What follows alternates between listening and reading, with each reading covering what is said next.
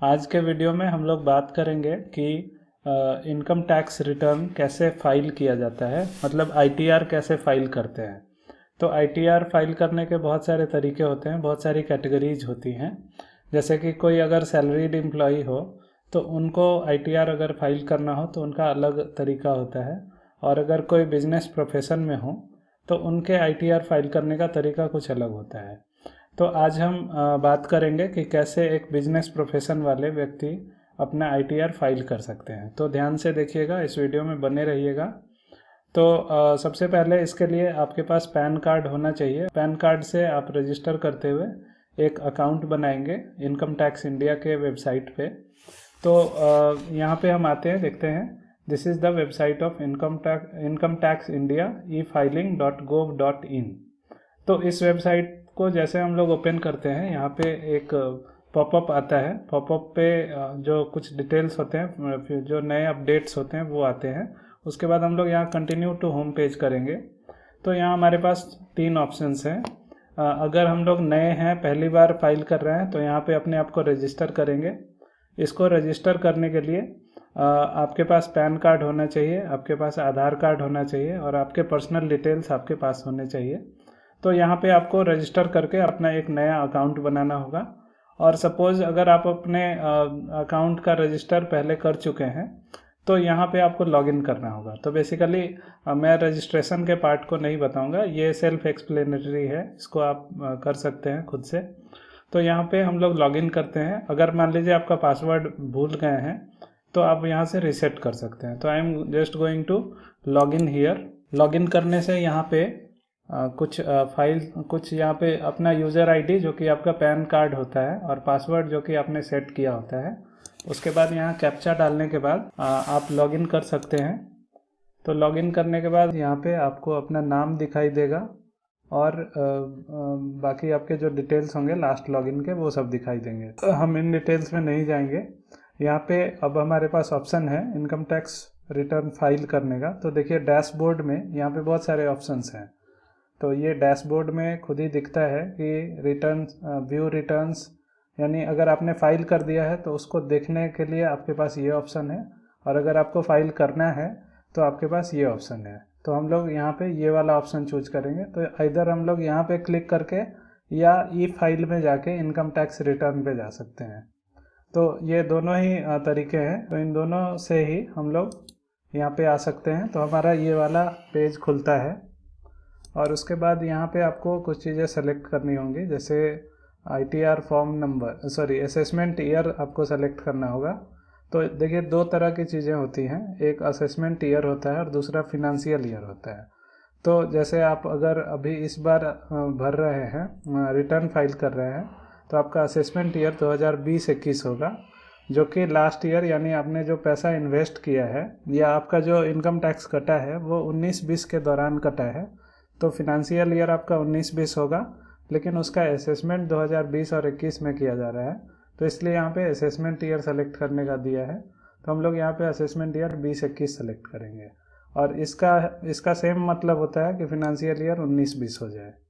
ठीक है। तो अब यहाँ पे ऑप्शंस हैं, कई सारे ऑप्शन हैं। आईटीआर फॉर्म नंबर आपको सेलेक्ट करना है। तो यहाँ पे आईटीआर 1, 2, 3, 4, 5 ये सारे ऑप्शंस हैं।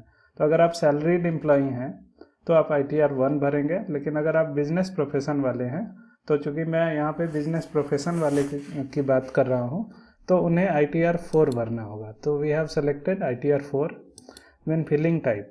तो हम लोग ओरिजिनल भर रहे हैं, ओरिजिनल रिटर्न फाइल कर रहे हैं या रिवाइज्ड कर रहे हैं, दोनों ही केस में हम लोग इसको सेलेक्ट करेंगे। और इसको सबमिट करने के 2 तरीके हैं। इधर हम लोग जो है एक XML फाइल होता है, उसको डाउनलोड करके उसमें भर के उसको अपलोड कर सकते हैं, या फिर ऑनलाइन ही उसको, ऑनलाइन एक फॉर्म आएगा, उसको हम लोग प्रिपेयर करके सबमिट कर देंगे। तो हम लोग ये वाला ऑप्शन यहाँ पे देखेंगे। उसके बाद जैसे ही हम लोग कंटिन्यू करेंगे, यहाँ हिंदी फॉन्ट अगर आपको लेना है तो आगे की इन्फॉर्मेशन हिंदी में आने लगेगी। तो बेटर है कि इंग्लिश पे रहें हम लोग, वरना हम लोग ये सेलेक्ट कर सकते हैं। तो कंटिन्यू करने पे एक चेकबॉक्स आएगा, आई एग्री करना है और कंटिन्यू करना है। तो कंटिन्यू करने के बाद देखिए अब ये एक नया पेज खुल गया। इस पेज में बहुत सारे टैब्स हैं। तो यहाँ पे इंस्ट्रक्शंस हैं, उसके बाद जनरल इन्फॉर्मेशन है, इनकम डिटेल्स, बीपी, ये सारे अलग अलग बटन्स हैं। इन सब टैब्स में अलग अलग डिटेल्स होंगे। इन सारे टैब्स को हम लोग को 1 बाय 1 भरना है। तो यहाँ पे देखिए ऊपर में भी एरो है और नीचे में भी एरो है, और ये वाली फील्ड ऊपर भी है और नीचे भी है। ठीक है, तो जब भी हम कुछ डिटेल्स भरेंगे तो यहाँ सेव ड्राफ्ट करेंगे, या कुछ कुछ देर पे हम लोग सेव ड्राफ्ट करते रहेंगे। इससे हमारा डेटा लॉस नहीं होगा, और अगली बार जब लॉगिन करेंगे तो हमारे पास डेटा पहले से रहेगा जितना हम लोगों ने भर लिया है। तो बीच बीच में हम लोग फ्रिक्वेंटली सेव ड्राफ्ट करते जाएंगे, और ये एरो दबाने से ऊपर या नीचे वाला कोई भी, तो हम लोग नेक्स्ट टैब में पहुंचते हैं। तो यहाँ पे कुछ जनरल इंस्ट्रक्शंस हैं, इन सबको हम लोग पढ़ लेंगे। इसके बाद हम लोग आगे जाएंगे जनरल इन्फॉर्मेशन में। तो जनरल इन्फॉर्मेशन में आपकी इन्फॉर्मेशन दी रहेगी। यहाँ पे आपका नाम, PAN number, date of birth, ये सारे डिटेल्स जो है आप अपना अकाउंट रजिस्टर करते समय भरते हैं, तो वही चीज़ें यहाँ पे दिखाई देती हैं। तो इन चीज़ों को आप लोगों को एक बार मिला के कंफर्म कर लेना है, और जब भी आप अकाउंट बनाएं तो अपना सारा डिटेल्स ओरिजिनल भरें, जिससे कि आपका ये सारा सही आए। ठीक है, तो आपके एड्रेस वगैरह, और इसमें आपका आधार नंबर ये मैंडेटरी होता है, तो आधार नंबर आपको यहाँ पे डालना होगा। ठीक है, और यहाँ पे आपका स्टेटस जो है इंडिविजुअल होगा, क्योंकि आप अपना भर रहे हैं। उसके बाद आपको अपना मोबाइल नंबर यहाँ पे मिला लेना होगा, और ईमेल एड्रेस मिला लेना होगा। ठीक है, तो ये सारी चीज़ें आपके करेक्ट हैं, आप एक बार मिला लें। इसके बाद ये देखिए सारे अलग अलग नंबर्स हैं, A1, A2, A3। तो ये पेज ए है, ए पेज का ये सारा अलग अलग पॉइंट्स है, तो इन सारे पॉइंट्स को हम लोग चेक कर लेंगे। इसके बाद A19 में हम देखते हैं नेचर ऑफ एम्प्लॉयमेंट हम लोग को क्या भरना है। तो हम लोग ना तो सेंट्रल गवर्नमेंट भरेंगे, स्टेट गवर्नमेंट, PSU कुछ भी नहीं भरेंगे, हम लोग अदर्स भरेंगे। इसके बाद यहाँ पे 2 ऑप्शंस हैं। हम लोग इस रिटर्न को जो फाइल कर रहे हैं वो रिवाइज्ड रिटर्न है या बिना रिवाइज है, यानी ड्यू डेट से पहले फ्रेश रिटर्न है। तो हम लोग यहाँ पे फ्रेश रिटर्न डालेंगे, क्योंकि ये जो है रिवाइज रिटर्न नहीं है। अगर मान लीजिए हमसे गलती हो गई होती तो हम लोग रिवाइज रिटर्न भरते। ठीक है, या अगर हमारा ड्यू डेट पार कर गया होता, यानी जिस डेट तक रिटर्न फाइल करना है उसके बाद अगर हम लोग करते, तो हमें फाइन भरते हुए ऑप्शन होता है कि हम ड्यू डेट के बाद भी फॉर्म भर सकते हैं, या कुछ कॉन्डोनेशन होता है, कुछ लोगों को कॉन्डोनेशन मिलता है डिले करने के बाद, तो वो स्पेशल केसेज हैं, हम लोग उसमें नहीं जाएंगे। हम लोग यहाँ पे ऑन और बिफोर ड्यू डेट भरेंगे।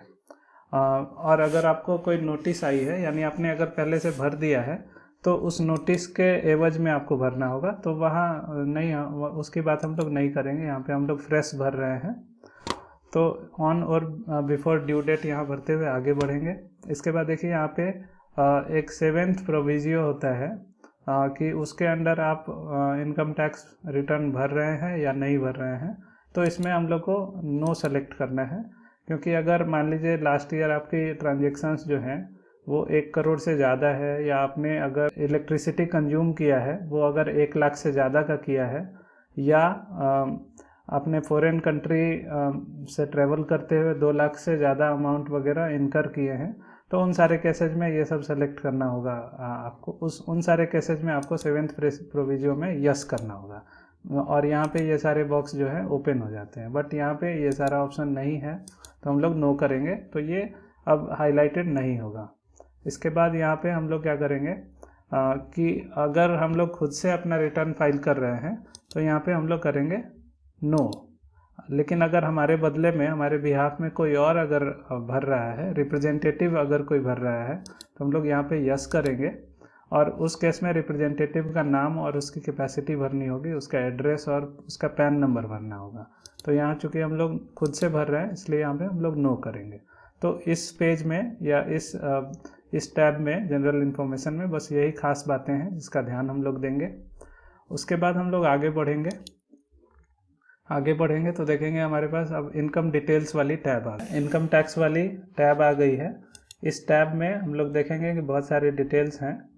तो इस टैब में सबसे पहले आपकी ग्रॉस सैलरी पूछी जा रही है, और यहाँ पे एडिट करने का ऑप्शन नहीं है, आप कुछ इंटर नहीं कर सकते।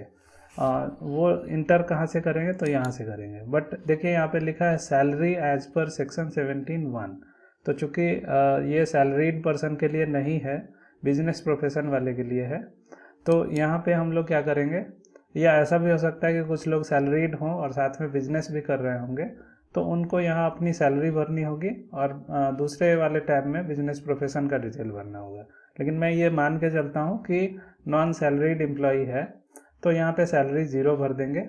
और इसमें भरने से पहले हम लोग को बिजनेस प्रोफेशन में अपने डिटेल्स भरने होंगे, और जैसे ही हम लोग इस बिजनेस प्रोफेशन वाले टैब में अपने डिटेल्स भरेंगे तो वो सारा यहाँ पे पॉपुलेटेड हो जाएगा, यानी यहाँ पे वो डेटा रिफ्लेक्ट करने लगेगा। तो देखिए अभी सारा 0 दिख रहा है। और हम लोग अब जाएंगे बिजनेस प्रोफेशन में। तो बिजनेस प्रोफेशन में जाने के बाद अगर मान लीजिए आप किसी टीचिंग प्रोफेशन में हैं या किसी टेक्निकल इंस्टीट्यूट में पढ़ा रहे हैं एज ए गेस्ट फैकल्टी, तो आप जो है वो एक बिजनेस के अंदर आएगा, क्योंकि गेस्ट फैकल्टी को रेगुलर सैलरी नहीं मिलती है, किसी मंथ में नहीं भी मिलती है, किसी में मिलती है, और उनके क्लास लेने के ऊपर ही सैलरी मिलती है, यानी उनकी सैलरी जो है फिक्स नहीं होती है, वो डेली वेजेस के आधार पे एक तरह से हुआ, तो वो एक बिजनेस हो गया। ठीक है, आप अपनी सर्विस दे रहे हैं और आपको उसका पैसा पर डे के हिसाब से, पर लेक्चर के हिसाब से मिलता है। तो ऐसे केसेस में ये बिजनेस के अंडर आता है। गेस्ट फैकल्टी या गेस्ट टीचर्स जो भी होते हैं या विजिटिंग फैकल्टीज, तो यहाँ पे हम लोग अपने बिजनेस का नाम दे देंगे गेस्ट फैकल्टी, और बिजनेस कोड अगर हमको देना है तो देखिए यहाँ पे बहुत सारे बिजनेसेज हैं। ये ग्रोइंग, अगर कुछ आप टी, कॉफ़ी, रबर ये सब ग्रो करते हैं तो उसमें आपकी जो इनकम है उसको दिखा सकते हैं इस बिज़नेस से। या फिर अगर आप मार्केटिंग में हैं या मैन्युफैक्चरिंग में है, माइनिंग में है, तो ये सब अलग अलग कोड्स हैं। तो हम लोग धीरे धीरे स्क्रॉल करते हुए नीचे बढ़ते हैं और यहाँ पे 17,000 में जाते हैं। ये अलग अलग बिजनेस के कैटेगरीज हैं। तो एजुकेशन जो है वो 17,000 से शुरू होता है। तो देखिए 17,001 में प्राइमरी एजुकेशन है, फिर 2 में सेकेंडरी एजुकेशन, 3 में टेक्निकल एजुकेशन है और 4 में हायर एजुकेशन है। तो किसी टेक्निकल इंस्टीट्यूशन में जो पढ़ा रहे हैं वो टेक्निकल को चूज कर सकते हैं या हायर एजुकेशन को भी चूज कर सकते हैं। तो फॉर द टाइम बिंग इसको चूज कर लिया गया। फिर इसके डिस्क्रिप्शन में भी हम लोग गेस्ट फैकल्टी लिख देंगे। इसके बाद अगर आपकी बिजनेस दूसरी है तो आप वो वाली बिजनेस भी यहाँ पे लिख सकते हैं। अपना जो ओरिजिनल बिजनेस है वो लिख देंगे। अगर सपोज आप होम ट्यूशन पढ़ाते हैं तो, या कोचिंग सेंटर्स आपने खोल रखा है, तो ये 17,006 आपको लगाना होगा। तो या अगर आप कोरेस्पोंडेंस से एजुकेशन कर रहे हैं तो उसकी इनकम आपकी कुछ हो रही है, तो उन सबको ये कर सकते हैं। होम ट्यूशन्स को बेसिकली अदर एजुकेशन सर्विसेज में भी आप डाल सकते हैं, या अगर एजुकेशन सर्विस में किसी दूसरे तरीके से आप कर रहे हैं बिजनेस, तो वहाँ पे भी आप इसको सेलेक्ट कर सकते हैं। तो आपके पास बहुत सारी ऑप्शंस हैं, लेकिन यहाँ पे अगर कोई गेस्ट फैकल्टी होगा तो वो इसे सेलेक्ट करेगा।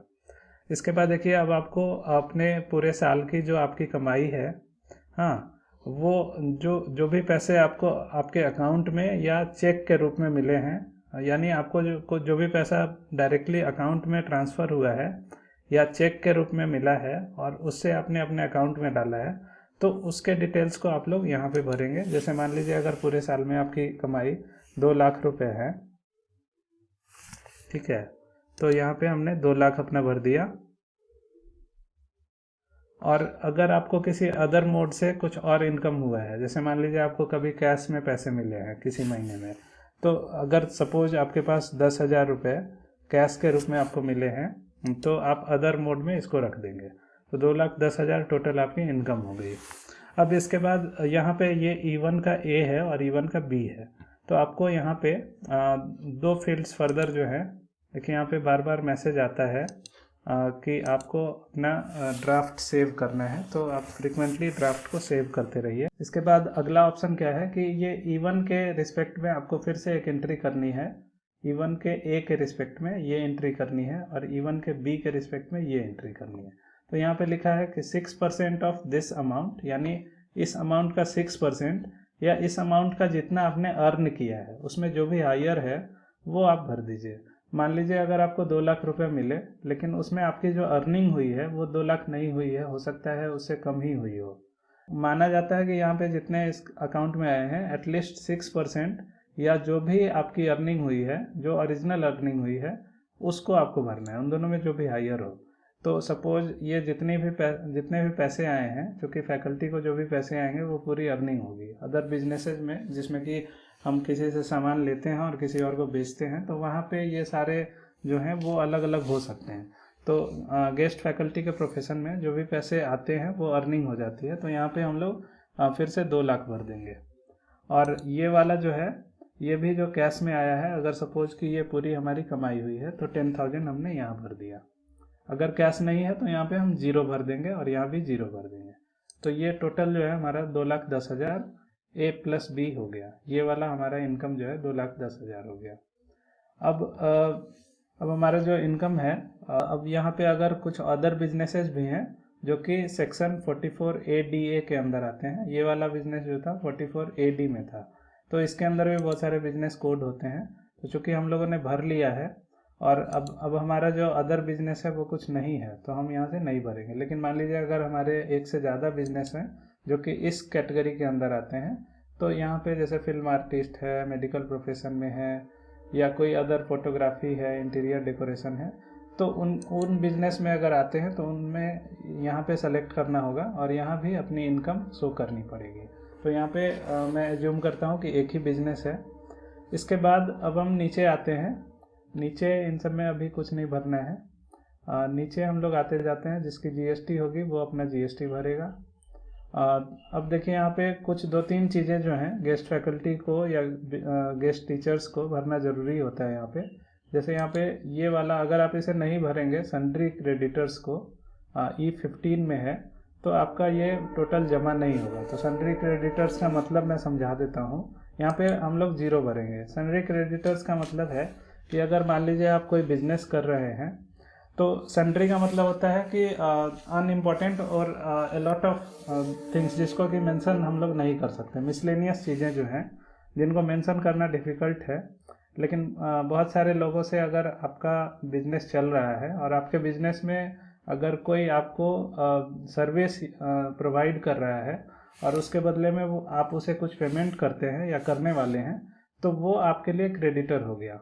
ठीक है, यानी आपकी बिजनेस जिनकी सर्विस के प्रोवाइड करने से चल रही है, तो उनके द्वारा जो पैसा दिया जाएगा, उनके द्वारा जो पैसा आपसे लिया जाएगा उनकी सर्विस के बदले, तो वो लोग आपको आपके सन्ड्री क्रेडिटर्स कहलाएंगे। तो यहाँ ऐसी बात कुछ नहीं है, इसलिए हम लोग 0 भर देंगे। इसके बाद देखिए यहाँ पे इन्वेंट्रीज आपको भरना होगा। इन्वेंट्रीज का मतलब होता है कि अगर कोई बिजनेस कर रहे हैं, हम लोग मैन्युफैक्चरिंग कर रहे हैं, तो हमारे पास जितने भी तैयार प्रोडक्ट्स हैं उनको हम लोग इन्वेंट्रीज कहते हैं। तो उसमें उसके रिस्पेक्ट में हमारे पास कितने पैसे हैं इन्वेंट्रीज के रूप में, उसको यहाँ पे हम लोग मेंशन करेंगे।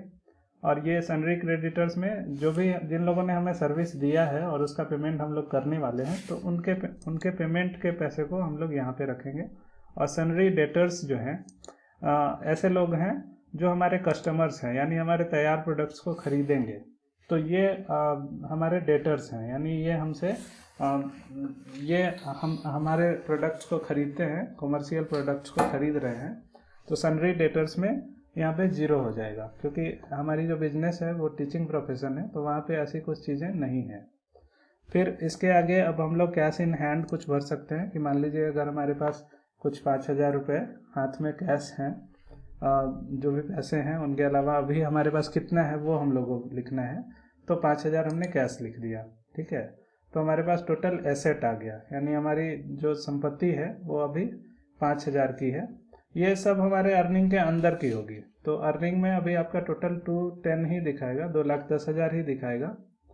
फिर आगे इनको भरने के बाद अगर हम अब वापस चलते हैं इस इनकम डिटेल्स में, तो देखिए यहाँ पे ये पॉपुलेटेड हो गया हमारा टोटल बिजनेस प्रोफेशन से जो भी इनकम है वो यहाँ पे 2,10,000 शो होने लगा, क्योंकि सैलरीड नहीं है तो यहाँ सैलरी में हम लोग कुछ भी नहीं भरेंगे।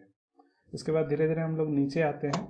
अगर मान लीजिए हमारा कुछ ऐसा अलाउंस है जिसे एग्जेम्प्ट कराना चाहते हैं, मान लीजिए अगर हमने बहुत ज़्यादा खर्च किया है और उसमें कुछ ऐसा खर्च है जिसको हम लोग एग्जेम्पशन करा सकें, यानी माफ़ करवा सकें, तो ऐसे कुछ फैक्टर्स हैं यहाँ पे। जैसे अगर LTC लेते हैं तो बेसिकली सैलरीड एम्प्लॉय के लिए ये सारे ऑप्शंस हैं। जैसे किसी को अगर हाउस रेंट अलाउंस मिलता है या ग्रेचुइटी मिलती है या फिर पेंशन की वैल्यूज़ मिलती हैं या अर्न लीव का इनकैशमेंट होता है या रिटायरमेंट के पैसे मिलते हैं, तो ये सारे जो हैं एग्जेम्प्टेड होते हैं अलाउंस, तो इनको हम लोग हटा सकते हैं। लेकिन यहाँ पे ये सारे ऑप्शन सेलेक्ट नहीं करना है, हम लोग इनको छोड़ देंगे। अब यहाँ पे हमारी नेट सैलरी वगैरह कुछ नहीं है, डिडक्शन कुछ नहीं है। हाउस प्रॉपर्टी हमारी सेल्फ ऑक्यूपाइड लिख देंगे अगर अपना घर होगा तो। उसके बाद यहाँ पे देखिए, अब फिर हम लोग नीचे आएंगे। अगर इनकम हमारा अदर सोर्स से है, तो चूँकि हम लोग बिजनेस में भर चुके हैं, तो यहाँ अदर सोर्स में हम लोग कुछ भी नहीं भरेंगे, इसको लीव करेंगे।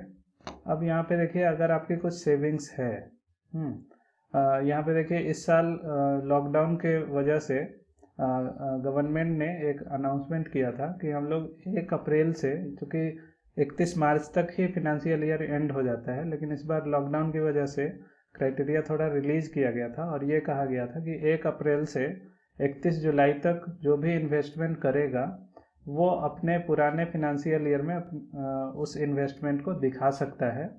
तो इसलिए यहाँ पे पूछा जा रहा है कि क्या आपने कोई इन्वेस्टमेंट इस अवधि में किया है।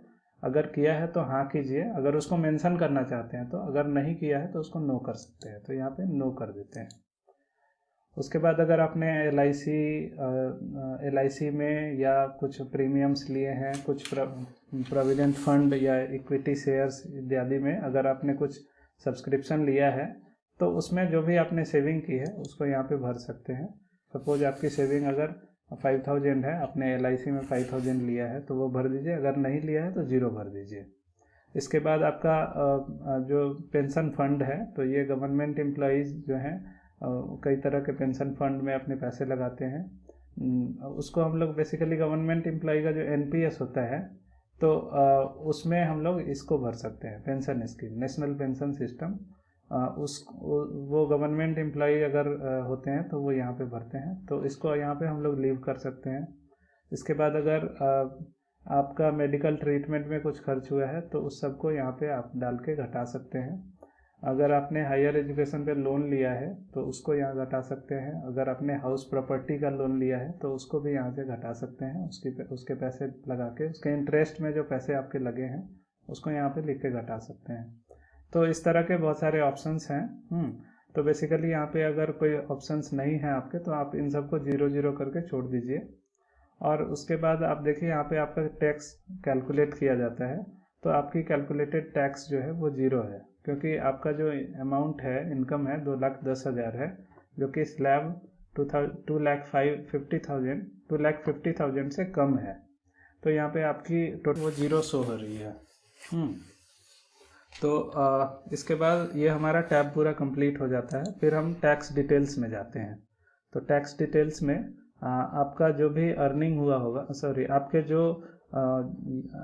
आपका जो TDS कटा होगा वो आपको दिखाया जाएगा। तो सपोज ये जो TDS काटा गया है, तो जिसने आपका TDS काटा है उसका टैन नंबर होगा, यानी जो आपका TDS काटने वाला डिडक्टर है उसका टैन नंबर आपको यहाँ पे दिखाई देगा। और ये टैन नंबर से आपके फिनेंशियल ईयर में कितने TDS काटे गए हैं उसका अमाउंट यहाँ पे शो होगा। आप चाहें तो खुद से भी अपना देख सकते हैं। फॉर्म 26AS होता है, यहाँ पे जाके, यहाँ पे माई अकाउंट में जाके व्यू फॉर्म 26AS में अपना फिनेंशियल या असेसमेंट ईयर सेलेक्ट करते हुए आप उस पर्टिकुलर फिनेंशियल ईयर में आपका कितना टैक्स डिडक्ट हुआ है उसको आप लोग यहाँ से देख सकते हैं। तो अभी हम लोग इसको छोड़ देते हैं, ये आप खुद से कर सकते हैं। वापस आते हैं यहाँ पे, तो यहाँ पे जो भी टैक्स आपकी काटी गई है फिनेंशियल ईयर में वो शो हो रही है, और आपको इसके रिस्पेक्ट में कितना रिसिप्ट मिला है, यानी ग्रॉस अमाउंट आपने कितना कमाया है। तो सपोज ग्रॉस अमाउंट 2,10,000 है, तो वो हम लिख देंगे, यानी हमारी टोटल इनकम यहाँ पे होगी और ये टोटल कटौती जो है TDS के रूप में वो दिखेगी। और ये हमारा जो इनकम है वो बिजनेस और प्रोफेशन से है, तो वो यहाँ पे हम लोग सेलेक्ट कर लेंगे। इसके बाद देखिए यहाँ पे इसमें अब बाकी कुछ नहीं भरना है। अगर हम लोग अपना जो टैक्स है वो खुद से भरते हैं, तो अगर खुद से चालान के रूप में भरते हैं तो वहाँ पे उसका BSR कोड वगैरह भरना होता है। लेकिन अगर टैक्स खुद से कटा हुआ है किसी डिडक्टर के द्वारा तो यहाँ पे वो शो हो रहा है। तो अब आगे बढ़ते हैं और अगले फील्ड में देखिए यहाँ पे क्या है, टैक्स पेड एंड वेरिफिकेशन। तो यहाँ पे जो भी टैक्स हमने पे किया है वो दिख रहा है 13,100, लास्ट पेज में भी था। और चूँकि आपका टोटल टैक्स का कैलकुलेशन जो है यहाँ से इनकम डिटेल्स में टोटल कैलकुलेशन 0 है, यानी आपको टैक्स लगना 0 रुपया है, लेकिन आपका टैक्स कुछ काटा गया है। तो इसका मतलब क्या है कि आपका ये टैक्स जो है रिफंड होगा, क्योंकि आपका भले ही 0 रुपया लगा है, लेकिन अगर कटौती कर दी गई है तो वो पैसे आपके वापस आएंगे। तो रिटर्न फाइल करने के बाद ये पैसे रिफंड हो जाते हैं। तो देखिए यहाँ पे रिफंड का अमाउंट दिखाता है, पेएबल अमाउंट आपका 0 है, टोटल टैक्स आपने 13,100 पे किया, लेकिन पेएबल 0 है, इसलिए टोटल का टोटल रिफंड हो गया। अगर आपने कुछ पे किया होता तो दोनों का जो डिफरेंस होगा वो रिफंड हो जाएगा। तो ये हमारा पेज है, इसमें हम लोग अपने रिफंड की जानकारी ले सकते हैं कि कितना रिफंड होगा। इसके बाद यहाँ पे अब हम लोग को अपना बैंक का डिटेल भरना है। तो इसको काफ़ी अच्छे से हम लोग को भरना होगा, क्योंकि हमारा बैंक का डिटेल अगर गलत होगा तो हमारे जो पैसे रिफंड होंगे वो नहीं आएंगे। तो हम लोग मान लीजिए यहाँ पे अपना कुछ डिटेल्स देते हैं।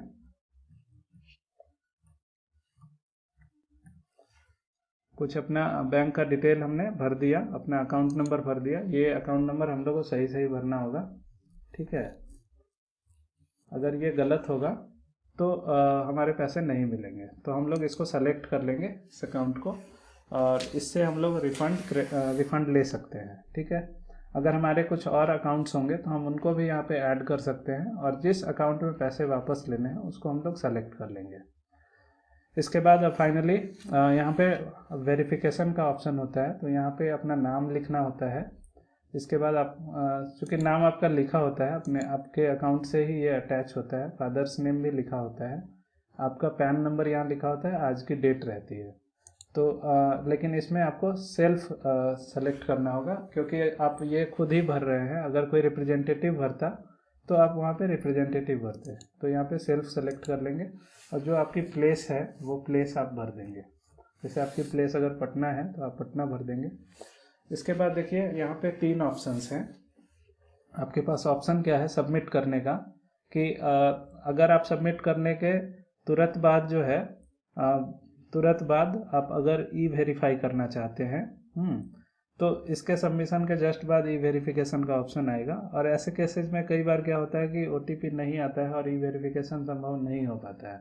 तो बेहतर सबसे अच्छा ऑप्शन ये होता है कि 120 दिन के अंदर जो है हम लोग ई वेरीफाई कर सकते हैं। यानी अगर हम अभी सबमिट करते हैं तो इसके 120 दिन के अंदर हम ई वेरीफाई कर सकते हैं अपने इनकम टैक्स के रिटर्न को जो हमने फाइल किया है उसको हम लोग को वेरीफाई करना होगा, ई वेरीफाई, जो कि आधार के हेल्प से हो सकता है या नेट बैंकिंग के हेल्प से हो सकती है, या और भी कोई ऑप्शन होता है। अगर मान लीजिए आप ई वेरीफाई नहीं करना चाहते हैं तो आपके पास एक और ऑप्शन है कि आप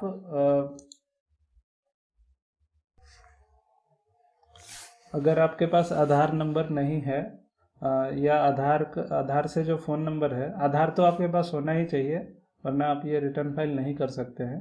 लेकिन अगर आधार से जो फ़ोन नंबर रजिस्टर्ड है उसके मेथड से आप ई वेरीफाई नहीं कर पा रहे हैं, चूँकि आपका फ़ोन नंबर जो रजिस्टर्ड है वो अब नहीं है, एग्जिस्टिंग नहीं है, तो उस केस में आप ई वेरीफाई नहीं कर पाते हैं। या अगर आपको इसमें प्रॉब्लम आती है तो आप ये वाला ऑप्शन भी चूज कर सकते हैं। इसमें आपको क्या करना होगा कि जो भी अभी आप रिटर्न फाइल करेंगे तो इसके सबमिशन के बाद एक फॉर्म जनरेट होगा, उस फॉर्म को प्रिंट करके और आपको centralised processing centre income tax department Bengaluru को भेजना होगा, जो कि डेट ऑफ फाइलिंग के 120 दिन के अंदर भेजना होता है।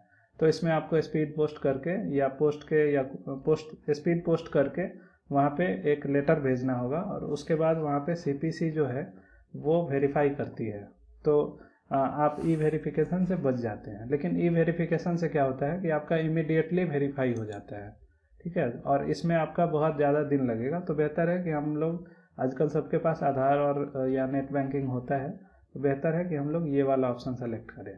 अभी ये कंप्लीट नहीं हुआ है, इतना हम लोग इस टैब में कर लेते हैं। इसके बाद शेड्यूल DI है। तो इसमें बहुत सारी चीज़ें हैं जो भी हमारा ये है, डिडक्शंस हैं, टैक्सेज हैं। तो इसमें बेसिकली कुछ भरने का नहीं है, इसको हम लोग लीव कर सकते हैं। जो अगर कोई एप्लीकेबल हो आपके लिए तो उसको आप देख सकते हैं, लेकिन मेरे ख्याल से इसमें कोई भी आपके लिए एप्लीकेबल नहीं है। ये उन फील्ड्स में है कि आपने किस किस साल में, यानी इस बार जो ऑप्शन दिया गया कि 1 अप्रैल से 31 जुलाई के बीच में आपने जो इन्वेस्ट किया है वो डिडक्शन के लिए यूजफुल है या नहीं है, तो उन सबको यहाँ पे भर सकते हैं। तो खैर इसकी ज़रूरत यहाँ पे नहीं है। अब ये शेड्यूल 80D हम लोगों को भरना है। 80D में ये डिक्लेयर करना है कि आपकी फैमिली में आपके पेरेंट्स को छोड़ के, यानी माँ बाप को छोड़ के, अगर दादा दादी या नाना नानी कोई रहते हैं और वो अगर सीनियर सिटीजन हैं तो आप यहाँ पे यस कर दीजिए, अगर नहीं है तो नो कर दीजिए। और अगर तो यहाँ मान लीजिए मैं नो करता हूँ, ठीक है, नो कर दिया। अब हमने तो क्या हेल्थ इंश्योरेंस में कुछ हमने खर्च किया है या नहीं किया है, तो उन सबको हम लोग लिख सकते हैं। यानी अगर कोई सीनियर सिटीजन हैं तो उनके हेल्थ वगैरह में जो भी खर्च हुआ है प्रिवेंटिव हेल्थ चेकअप में, वो सब हम लोग दिखा सकते हैं। अगर हमारे पेरेंट्स में कोई सीनियर सिटीजन है तो यहाँ हम लोग लिख सकते हैं या नो कर सकते हैं। तो इसके बाद यहाँ पे जो ये फील्ड्स हैं इनमें अगर आपने ये सारा खर्च किया तो वो भर सकते हैं। तो इसको यस या नो आपको सेलेक्ट करना होगा, वरना आप सबमिट नहीं कर पाएंगे। फिर यहाँ पे 80G का मतलब होता है अगर आपने कोई डोनेशन किया है, कहीं दान किया है, तो उनके डिटेल्स आपको यहाँ भरना होगा। यानी आपने किसी रिलीफ फंड में पैसे जमा किए हैं या किसी को डोनेट किया है किसी NGO में, तो उनका डिटेल्स आपको यहाँ पे भरना होगा, कितने रुपए आपने दान किए हैं। तो ये जो पैसे होते हैं दान में दिए गए, ये भी टैक्सेबल नहीं होते हैं, यानी इन पे टैक्स नहीं लगता है, तो इस पर रिलीफ मिलती है। तो इसको भी आप लोग यहाँ पे भर सकते हैं। लेकिन अगर कुछ नहीं है ऐसा तो हम इस फील्ड को खाली छोड़ देंगे। तो फाइनली अब हमारा सारा फील्ड जो है, एक बार चेक भी कर सकते हैं हम लोग, ये जितने भी फील्ड्स हैं इनको मिला लेंगे कि हमारा सारा इन्फॉर्मेशन सही है या नहीं है। हम लोग नीचे जाके एक बार देख लेंगे। तो सारी इन्फॉर्मेशन अगर सही है तो हम लोग यहाँ पे प्रीव्यू एंड सबमिट के ऑप्शन पे जाएंगे। ऐसा करने से अब अगर आपकी कुछ गलती रही होगी या कोई फील्ड छूट गया होगा तो एरर मैसेज आएगा। फिर आप एरर मैसेज आने के बाद आप वहाँ पे जाके उसको एडिट करके कंप्लीट कर सकते हैं। तो यहाँ पे कोई एरर नहीं है, क्योंकि हमने सारा सही भरा है, जो भी नेसेसरी डिटेल्स हैं उनको भर दिया है। तो अब देखिए ये प्रीव्यू जनरेट होगी। तो यहाँ पे ये प्रीव्यू जनरेट हो जाती है। इस प्रीव्यू में आप अपना सारा डिटेल्स देख सकते हैं एक एक करके कि आपने सही भरा है या नहीं भरा है। ये आपकी इनकम है वो सही होनी चाहिए। आपका जो फ़ोन नंबर है और ईमेल आईडी है वो आप एक बार मिला लें। इसके बाद जो आपका टैक्स है, जो भी आपने सेविंग्स किए हैं वो सारे सही दिख रहे हैं या नहीं दिख रहे हैं। इसके बाद जो आपका बिजनेस है वो प्रोफेशन सही है या नहीं है। आपके जो रिफ़ंड के पैसे हैं वो सही मिल रहे हैं कि नहीं मिल रहे हैं। ये सारी चीज़ें यहाँ पे आपको जो टैक्स कटा है वो देखना है कि सही है या नहीं है। आपका जो रिफ़ंड है वो सही है या नहीं है, और जो आपका अकाउंट नंबर है ये सही है कि नहीं है, ये सब आपको चेक करना है। इसको चेक करने के बाद आप फाइनली यहाँ पे सबमिट करेंगे। सबमिट करते ही आपका जो है ये सबमिट हो जाता है और एक मैसेज आता है कि आपने सक्सेसफुली अपना इनकम टैक्स रिटर्न फाइल कर लिया है। ठीक है, तो ये मैसेज आपको अगले विंडो में आएगा। क्योंकि इस अकाउंट से एक बार सबमिशन किया जा चुका है, इसलिए मैं सबमिट बटन नहीं दबाऊंगा, क्योंकि ऑलरेडी रिटर्न फाइल किया जा चुका है। और वहाँ पे ई वेरीफाई का आपके पास एक ऑप्शन आएगा। ई वेरीफाई एक जगह लिखा होगा उस पेज में, उस पर क्लिक करने से आप ई वेरीफाई कर सकते हैं, या फिर फाइनली ई वेरीफाई आप बाहर से भी जाके कर सकते हैं। तो मैं यहाँ पे एग्जिट करता हूँ और मैं बताता हूँ कि कैसे अब ई वेरीफाई करेंगे। सबमिट आप लोग कर लेंगे, उसके बाद फिर ई वेरीफाई करने के लिए देखिए यहाँ पे एक ऑप्शन है माई अकाउंट में जाके यहाँ पे ई वेरीफाई करना होगा। तो ई वेरीफाई करने से यहाँ पे आपके पास ऑप्शंस आएंगे। क्योंकि इस अकाउंट से ऑलरेडी रिटर्न जो है ई वेरीफाई हो चुका है, तो वहाँ पे आपके पास ई वेरीफाई करने का ऑप्शन आएगा। और ई वेरीफाई करने के ऑप्शंस कई तरीके के आएंगे, तो आप वहाँ पे सेलेक्ट कर सकते हैं कि मैं आधार के OTP के हेल्प से ई वेरीफाई करना चाहता हूँ। तो वहाँ पे आप उसको सेलेक्ट करेंगे, फिर आधार पे एक OTP जाएगा और उस OTP को इंटर करने के बाद फिर से आपको एक सक्सेसफुली ई वेरिफिकेशन करने का मैसेज आएगा, और वो करने के बाद आपकी पूरी प्रक्रिया ख़त्म हो जाएगी। फिर आपको वेट करना होगा, और कुछ समय के बाद जो है आपके पैसे आपके अकाउंट में, जो अकाउंट आपने यहाँ मेंशन किया है उस अकाउंट में आपके पैसे रिफ़ंड हो जाएंगे। तो इस तरीके से आप जो है अपने इनकम टैक्स रिटर्न को खुद से फाइल कर सकते हैं और रिफ़ंड को प्रोसेस कर सकते हैं। तो ये पूरा प्रोसेस था, पूरा कंप्लीट प्रोसेस था ITR फाइलिंग से रिलेटेड एक बिजनेस प्रोफेशन वाले पर्सन के लिए।